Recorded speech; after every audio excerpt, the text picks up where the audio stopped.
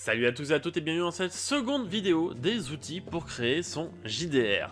Aujourd'hui, comme je vous l'avais dit la semaine dernière, on va se retrouver sur Dungeon Draft, donc un logiciel payant pour créer ses propres maps. Alors là, vous avez une idée déjà de ce qu'on peut faire avec Dungeon Draft. Déjà, rien que ça, là c'est moi qui l'ai créé pour un JDR annexe, donc ce sera pas sur la chaîne. Voilà déjà ce qui est possible de faire avec Dungeon Draft. Ça vous permet de faire des maps qui sont quand même assez complexes et avec beaucoup plus de facilité que Roll20 puisque on a énormément d'outils. Alors, donc je vais vous montrer. Bon, on va ouvrir un nouveau truc. Donc déjà, rien qu'en faisant new, tu peux, donc tu as ton template, hein, la taille que tu veux, A3, A5, TV 40 pouces, 55 pouces, la hauteur et la largeur. Voilà, et là, donc là tu crées ton truc de base, et là voilà. Il y a un premier écran en fait qui apparaît parce que c'est un générateur, c'est-à-dire qu'on peut littéralement générer des trucs. Genre, je veux un donjon.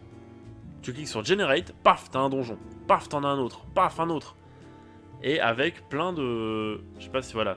Avec plein de trucs différents. Donc, voilà, on peut déjà créer, générer des trucs un peu comme on veut. Pareil pour les caves, on peut générer des trucs aléatoires. Mais c'est quand même vachement plus cool de les faire soi-même.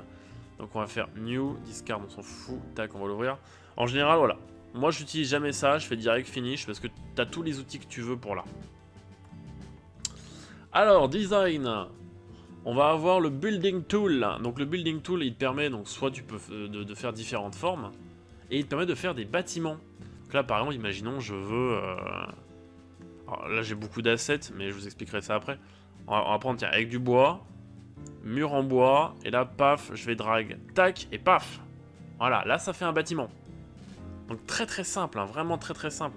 Sachant qu'en plus, il y a des couleurs customisables.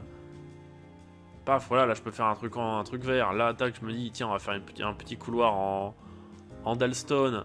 Là, je veux changer de mur. On va mettre une salle avec un tapis. Je m'attendais à ce qu'il soit rouge, mais c'est parce qu'en fait, c'est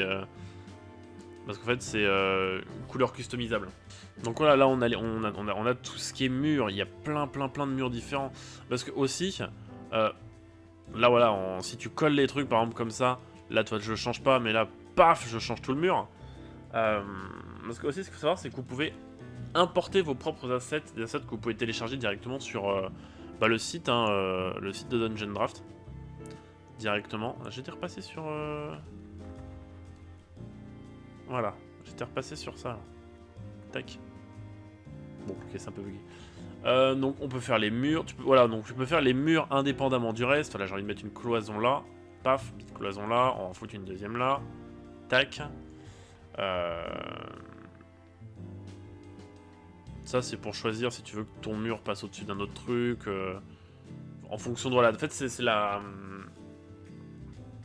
couche. Tu peux choisir la couche si tu veux qu'il soit au-dessus, un mur au-dessous, etc. Les portes. Voilà, c'est tout con. Et en plus, tac. Ça, bon, là on voit mal parce que le mur est un peu chaud. Ah, bah, j'ai viré tous les murs. Alors, on va undo. On va faire un mur en pierre, paf. Taf. Voilà. Et du coup, voilà, en fait, les portes créent un trou dans le... Créer un trou dans le mur pour vous permettre de, du coup, placer vos petites portes. Et le mur s'adapte en fonction. Cave Brush, alors ça, c'est plus... c'est plus pour... Voilà, c'est des pinceaux, en fait. Paf, là, j'ai une grotte, tu vois. Là, j'ai une grotte qui est reliée à... Voilà, là j'ai une grotte qui est reliée au mur. Ça s'adapte en temps réel. C'est ça qui est absolument incroyable. C'est que ça s'adapte en temps réel. En plus, voilà, tu peux dessiner littéralement à l'intérieur. Là, c'est quoi là? C'est qu'en fait, là, j'ai la grotte qui arrive comme ça, mais là, paf, c'est ouvert. C'est là que tu sors de ta grotte. Puis t'as différentes textures. La plus claire, la plus roche, vraiment plus rocheux. Très joli d'ailleurs. C'est marrant d'ailleurs, ça... Tac, paf, là tu vois, voilà, ça a une capacité d'adaptation qui est monstrueuse, quoi. Donc là, voilà, on a les différentes layers, les différentes couches que vous pouvez utiliser. On peut, bah du coup là c'est l'onglet, c'est les onglets indépendants pour la porte, les murs et le sol que vous avez déjà plus ou moins ici. Et même les toits, si vous voulez faire des bâtiments qui sont pas explorables ou autres, bah paf, paf. Et même si vous voulez, vous pouvez faire carrément 2 maps, une avec les toits, une sans les toits. Comme ça, d'extérieur, le bâtiment ne paraît pas explorable, mais s'il y a un de vos joueurs qui vous dit eh, je veux aller dans ce bâtiment-là, bah pas de souci, j'ai une map pour ça, mon coco. J'ai une map pour ça. Et il y a pas mal de types de toits différents, en fin de compte. On a des trucs comme ça, on a les toits paf comme ça, et on peut même faire des tac. Bon là, évidemment, ça n'a pas beaucoup de sens, parce que j'ai fait ça un peu n'importe comment, mais merde, alors. Ah, Sun Direction, ouais, parce que on peut gérer les ombres aussi. Regardez ça. Waouh, waouh. On peut gérer les ombres, le contraste des ombres. Manuel, ouais, là c'est. Ouais, voilà. Voilà, manuel, tac. On peut du coup créer des toits de bâtiments qui sont un peu plus foireux. Oula. Ah, qui sont même carrément foireux par moment. On va peut-être undo un peu pas mal de trucs. Tac. Donc là, c'est pour le créateur principal. Ensuite, on va avoir tout ce qui est terrain de brush. Et là, ça va être... Il y a énormément de types de sol. Là, c'est pour faire vos sols. D'ailleurs, je vous conseille de passer par le terrain de brush avant. Là, par exemple... Voilà, on va augmenter un petit peu l'intensité parce que ça met 1000 ans. Voilà, là, j'ai envie de mettre des petits cailloux par ici. Tac. Là, on va dire qu'il a neigé, tu vois, il a neigé dans la grotte. Et ça donne, je trouve, ça donne des effets qui sont vraiment, vraiment sympas. Parce que, par exemple, alors, attends, on va faire, tac, on va faire de l'herbe un peu partout. Voilà, on a de l'herbe. Oui, c'est franchement pas compliqué de. Après, je peux tout aussi faire fil et ça me fout de l'herbe partout. Et là, je me dis, tac, on va mettre un peu de neige parce qu'il a neigé. Tu vois, tu mets quelques petits. Tu mets quelques petits coups et ça te fait un truc quand même vachement réaliste, quoi. Et très qualitatif en plus. Genre c'est vraiment... depuis que j'ai ça, bon vous les avez pas encore vus sur les JDR comme je disais la dernière fois, mais depuis que j'ai ça, c'est vraiment ultra agréable. Et il y en a plein, plein. Ça tu peux les télécharger directement sur... Je mettrai le lien du site Dungeon Draft en descriptif de la vidéo, mais il y a énormément de types de sols différents. Là j'ai mis un sol plutôt argileux. Là on peut mettre un sol plus craquelé, plus désertique, qui se marie, regardez, en bas avec la neige. Regardez, ça se marie avec la neige, ça qui est extraordinaire. Puis on a des textures vachement smooth, vachement agréables au regard. On a l'eau, bien sûr. Et l'eau, alors là, attention, je vais me mettre en... Je vais pas me mettre en brush. Si, en brush, paf, on va se mettre en brush. Paf, attention, et... L'eau bouge. Vous avez de l'eau qui bouge. Alors, je sais pas si on peut les... J'ai jamais testé pour l'instant de... Oh putain, on peut même foutre de l'eau à l'intérieur. Et regardez ça. J'ai mis de l'eau à l'intérieur et regardez. Ça fait les reflets du sol par-dessous. Donc ça veut dire que tu peux très bien... Merde. Bon, c'est pas ce que je voulais faire. Mais imaginons. Tac, moi je veux du... Attends, je veux du sable. Tac. C'est pas du sable. Voilà, là on a du sable. Et tac, tu fous ta flotte par-dessus. Paf, t'as ton petit sable sous l'eau. Voilà, bon là on a une inondation. Et tu peux modifier la couleur. Tac, là par exemple, on va faire ça. Tac, voilà, bon là j'ai de l'eau qui est un peu rougeasse. Comme ça. Tac, voilà, là j'ai carrément de l'eau rouge. Matériel brush, il y a énormément de trucs également. On peut foutre une bonne... bon là on est below ground, donc on va se mettre user layer. On peut mettre une bonne... Tac, une bonne dalle de glace. Du slime. J'ai quoi d'autre? Je sais pas ce que c'est. De la lave. Regardez-moi la qualité graphique de cette lave. De l'herbe, tu peux mettre du bois, pour faire un petit truc, du gravier. Enfin là c'est plus de l'asphalte, c'est plus pour des routes. Évidemment depuis tout à l'heure j'utilise la broche. Ah non, celui-là il n'y a pas de shape malheureusement. Pour la flotte, on a des shapes comme ça. On peut mettre un petit paf, j'ai un petit cube de flotte. Bon là il est rouge, mais c'est normal parce que j'avais changé la couleur et tout. Mais paf là, vois un peu mieux. Paf. Ensuite, on a l'outil de... Bon, là, c'est un... Je vous avoue, c'est un... On va reset un coup, parce que là, c'est... un capharnaüm assez monstrueux. On a l'outil de terrain, enfin de path, donc de chemin. Ça va te permettre de créer des petites falaises, un petit ponton qui descend. Évidemment, quand tu cliques gauche dessus, tu peux recliquer gauche pour faire justement des comme des routes. Donc franchement, il y a grave des trucs à faire avec ça. Ensuite, on va voir les objets. Donc les objets, là, voilà. Alors moi, je dispose de tout ça.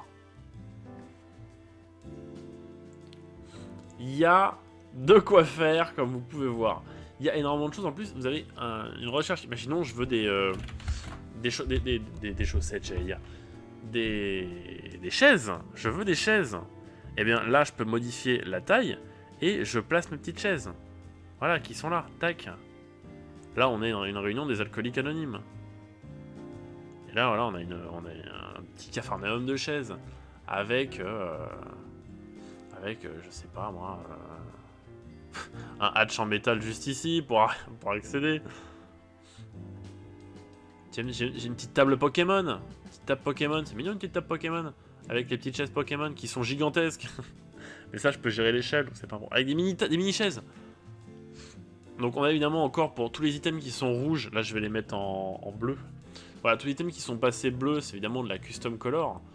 Il y en a beaucoup, beaucoup. Encore une fois, tous ces assets là, vous les trouvez sur dungeondraft. Je sais plus quoi. Que je mettrai le lien .com, je pense. Je mettrai le lien en descriptif de la vidéo de toute manière. Donc vous avez là tous les petits objets que vous pouvez placer, les lumières qu'on peut activer sur les objets, bloc de light, je sais pas ce que c'est. C'est bien évidemment des tags en fonction de ce que vous téléchargez. Là, tu veux des arbres, tu as des arbres ici. Et surtout, on a le scatter tool. C'est imaginons, on va... Merde, c'est pas ce que je voulais faire.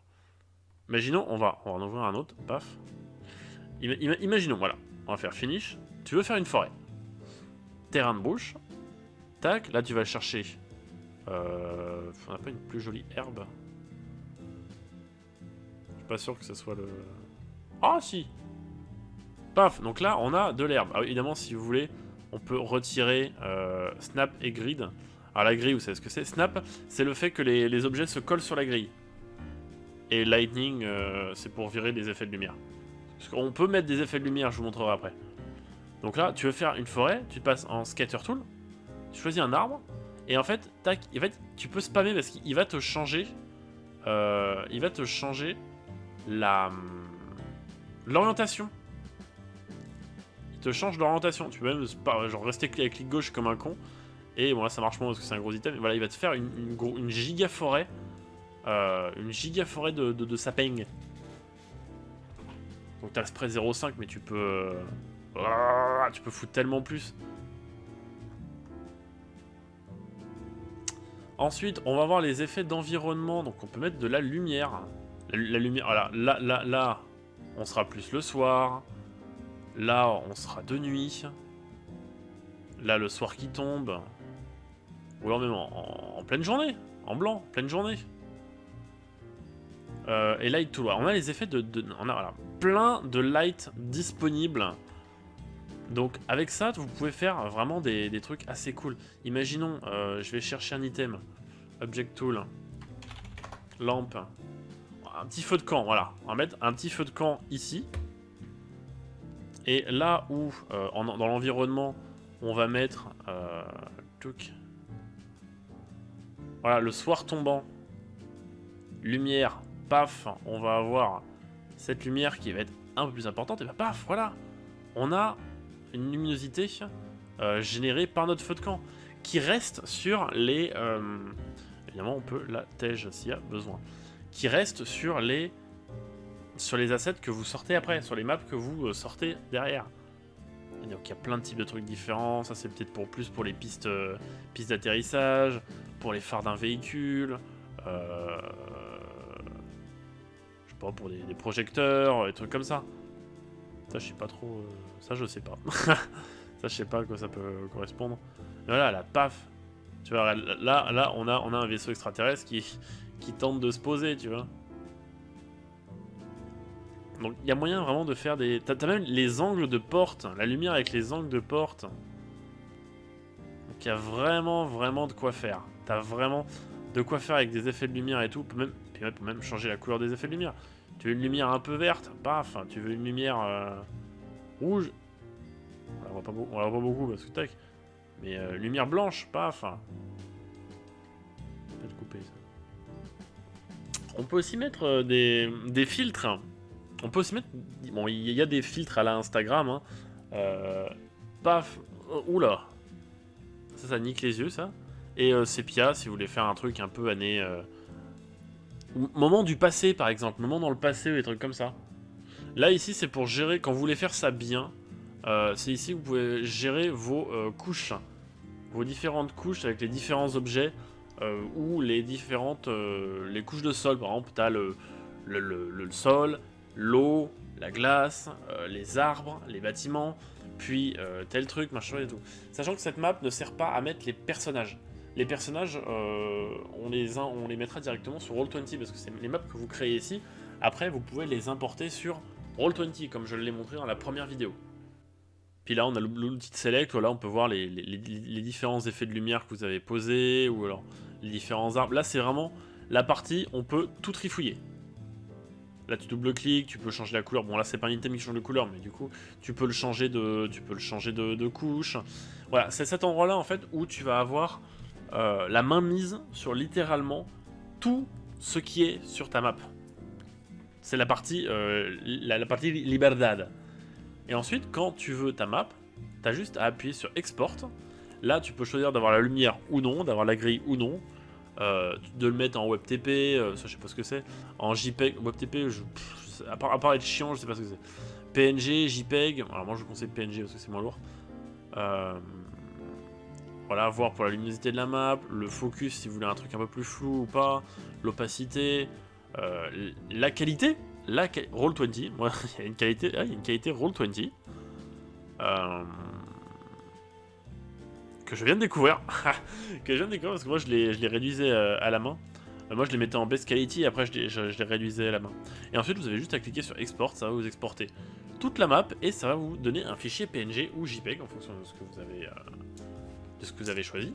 Et ça va vous permettre d'avoir votre map sur laquelle vous allez pouvoir évoluer en l'uploadant sur Roll20. Ici vous pouvez cliquer dessus pour upload les assets et tout ça. Et du coup, je vous montre vite fait, mais c'est sur cartographieasset.com, Dungeon Draft. Vous avez, voilà, donc vous avez un petit peu tout. Bon, malheureusement, il y en a qui sont payants. Donc, si vous voulez pas, vous mettez à 0,0 et là, ça va charger